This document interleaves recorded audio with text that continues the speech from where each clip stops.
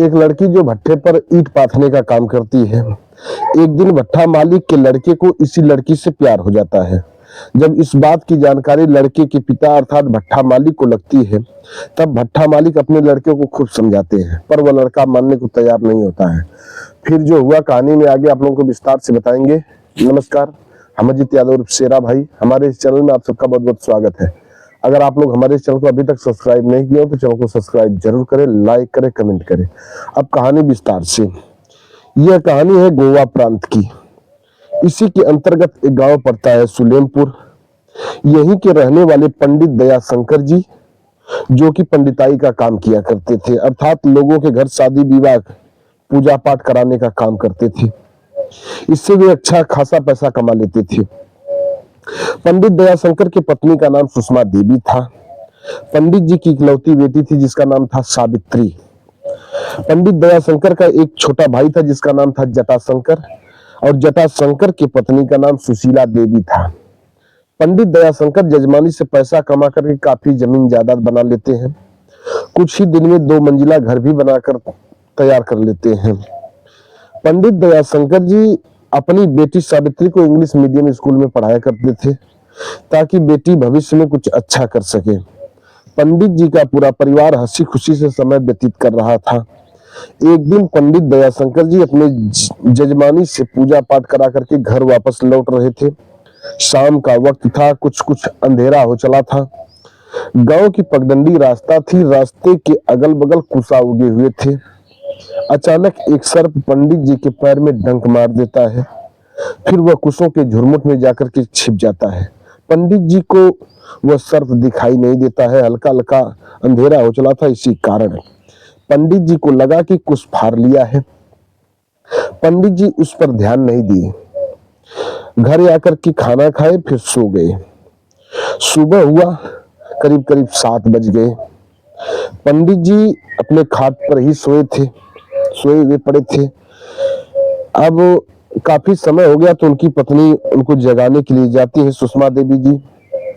जब पंडित जी के मुख की तरफ देखती है तो हैरान रह जाती है। पंडित जी के मुख पर झाग लगे हुए थे, चेहरा बिल्कुल काला पड़ चुका था। सुषमा देवी वह दृश्य देख करके व्याकुल हो जाती हैं। वे तुरंत चीख कर अपने देवर जटाशंकर को बुलाती हैं। जटाशंकर दौड़कर वहां आते हैं। जब अपने भाई दयाशंकर की नब्ज को टटोल कर देखते हैं, तब अपने घर वालों से सभी से कहते हैं कि भैया परलोक सिधार चुके हैं। जब यह बात सुषमा देवी सुनती हैं तो वे बेसुध होकर रोने लगती हैं। पंडित जी की बेटी सावित्री भी व्याकुल होती है, रोने लगती है। पंडित जी के घर का पूरा माहौल गमगीन हो जाता है। अब किसी तरह जटाशंकर अपने भाई की अंत्येष्टि संस्कार करते हैं। फिर धीरे धीरे समय व्यतीत होने लगता है। अब घर में कमाने वाला केवल जटाशंकर रह जाते हैं। अब अपने भाई दयाशंकर की जजमानी जटाशंकर संभालने लगते हैं। इधर जटाशंकर की कमाई पर पूरा परिवार पलने लगता है। अब जटाशंकर की पत्नी सुशीला देवी सुषमा देवी को बात ही बात पर ताना मार दिया करती थी और गालियां भी देती थी कि हमारे पति कमा कर लाएंगे, तुम माँ बेटी बैठकर खाओगी, अपना इंतजाम तुम दोनों स्वयं करो, स्वयं कमा कर खाओ। सुषमा देवी औरत की जात सोचती है अगर अलग भी हो जाऊंगी तो 2 पैसे कहां से लाऊंगी जिससे घर का खर्च चल सके। यही सोचकर सुषमा देवी अलग नहीं होती है। अपनी देवरानी की 2-4 गालियां सुनकर के, ताने सुनकर के बर्दाश्त करके रह लेती हैं, पर अंदर ही अंदर उन्हें चिंता खाए जा रही थी। धीरे धीरे सुषमा देवी का शरीर क्षीण होता गया। एक दिन वो टीबी की मरीज हो जाती हैं। टीबी से ग्रसित हो जाने के कारण एक दिन उनकी मौत हो जाती है।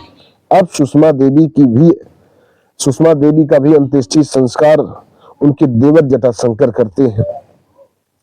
बेटी सावित्री मां के मौत पर व्याकुल हो जाती है, रोती है, पर क्या करे, समय का खेल है, सब कुछ बर्दाश्त करना पड़ता है।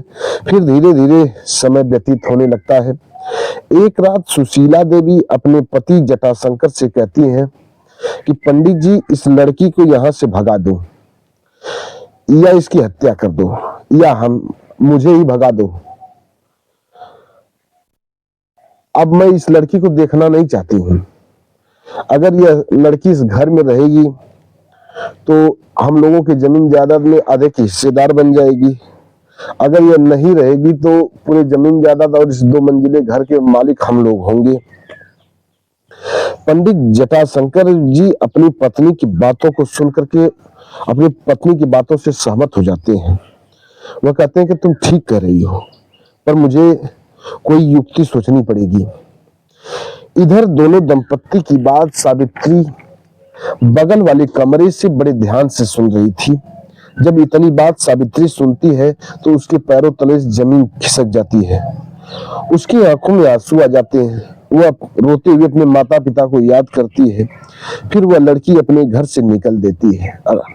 सोचती है कहीं चलकर भीख मांगकर या कोई काम करके अपना जीवन यापन कर लूंगी। वह लड़की यही सोचते विचारते रात ही को अपने घर से निकल देती है और करीब करीब 15 किलोमीटर की दूरी पर जाती है। उसी रास्ते में उसे एक भट्ठा दिखाई देता है। अब सावित्री के मन में विचार आया कि क्यों न इसी भट्ठे पर चल करके ईंट पाथने का काम करूं और यहीं रह करके अपना जीवन निर्वाह करूं। अब सुबह हुआ, सावित्री उसी भट्ठे पर पहुंच जाती है। उस भट्ठे के मुनीब से बात करके एक मुसहर परिवार के साथ ईंट पाथने का काम करने लगती है। वह मुसहर परिवार अर्थात आदिवासी परिवार उस भट्ठे पर ईंट पाथने का काम करता था। अब यही सावित्री का खाना पीना सब कुछ होने लगा उसी मुसहर परिवार के साथ। वह लड़की सोचती है वास्तव में समय बड़ा बलवान होता है, जिससे जो चाहे वो करवा सकता है। अब आप सबको इस विषय को यहीं छोड़े, अब आगे ले चलते हैं। भट्ठा मालिक की जानकारी देते हैं। भट्ठा मालिक कौन थे, उनके विषय में कुछ बताएं आप लोगों को। अब आप सबको बता दें भट्ठा मालिक के बारे में। वो भट्ठा मालिक का नाम पंडित जनार्दन दास था। इनका इकलौता बेटा था जिसका नाम था पंडित किशन दास। एक दिन किशन दास अपने भट्ठे पर देख रेख करने के लिए आया। किशन दास की नजर अचानक सावित्री पर पड़ जाती है। किशन दास सावित्री को देखा तो अवाक रह जाता है। उसे कुछ समझ में नहीं आ रहा था कि इतनी खूबसूरत लड़की हमारे भट्ठे पर ईंट पाथने का काम कर रही है। अब किशन दास अपने भट्ठे के मुनीब से उस लड़की की जानकारी निकालने लगता है और सावित्री के बारे में पूछने लगता है। मुनीब ने कहा, मुझे पता नहीं वह लड़की कौन है, कहां से आई है। वह मुझसे ईंट पाथने का काम मांग रही थी, सो उससे मैंने ईंट पाथने के काम पर लगा दिया। अब किशन की निगाह में वह खूबसूरत लड़की नाच रही थी। जब किशन को उसके बारे में कुछ जानकारी न मिली, तब किशन सोचता है क्यों न इस लड़की से ही इसके बारे में पूछ लूं। अब किशन सावित्री को एकांत में बुला करके उसके बारे में सब कुछ पूछने लगा।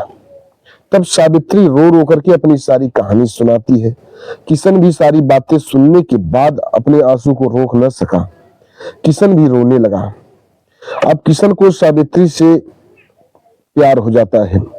अब किशन सावित्री से कहता है, क्या तुम मुझसे शादी करोगी?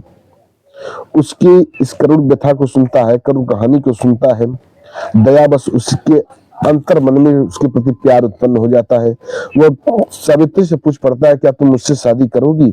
तब सावित्री कहती है, कहां आप और कहां मैं? आप भट्ठे के मालिक और मैं आपके भट्ठे पर ईंटा पाथने वाली। किशन कहता है, मैं चाहे जो भी हूं, तुम मुझसे शादी करोगी या नहीं करोगी? सावित्री कहती है, मैं तो शादी कर लूंगी, पर आपके घर वाले शायद हमें स्वीकार नहीं करेंगे, एक्सेप्ट नहीं कर पाएंगे। अंतर्मन से सावित्री भी अब किशन को चाहने लगी थी।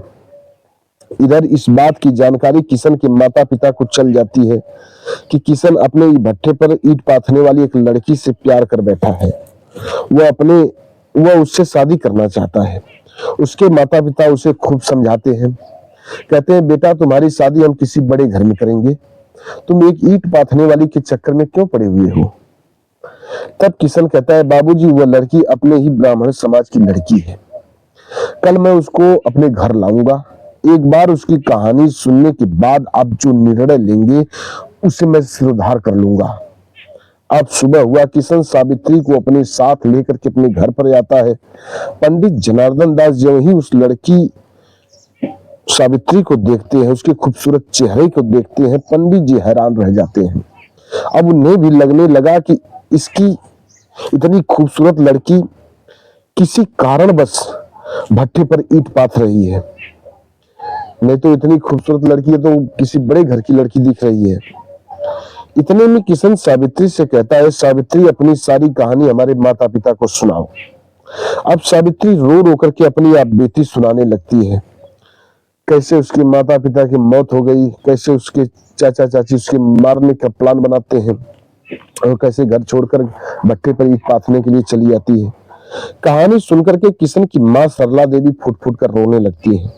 सावित्री देवी के हाथों को पकड़ करके चूमने लगती है और कहती है, इतनी नाजुक हाथ हमारे भट्टे पर ईंट पाथ रहे थे। रोती हैं और बहुत बहुत पश्चाताप करती हैं और पंडित जी से कहती हैं कि पंडित जी, हमारी बहू बनेगी तो सावित्री और कोई नहीं बनेगी।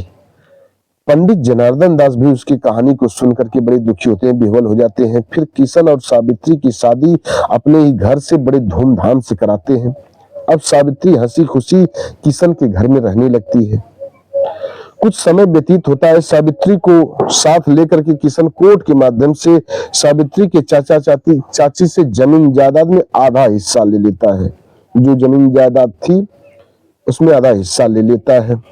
इधर सावित्री के चाचा चाची अवाक रह जाते हैं, जिसके लालच में उसे मारने के भगाने के फिराक में थे, आज वही सब जमीन जायदाद उनके हाथों से निकल जाता है। इधर ईंट पाथने वाली सावित्री खुद भट्टे की मालकिन बन जाती है।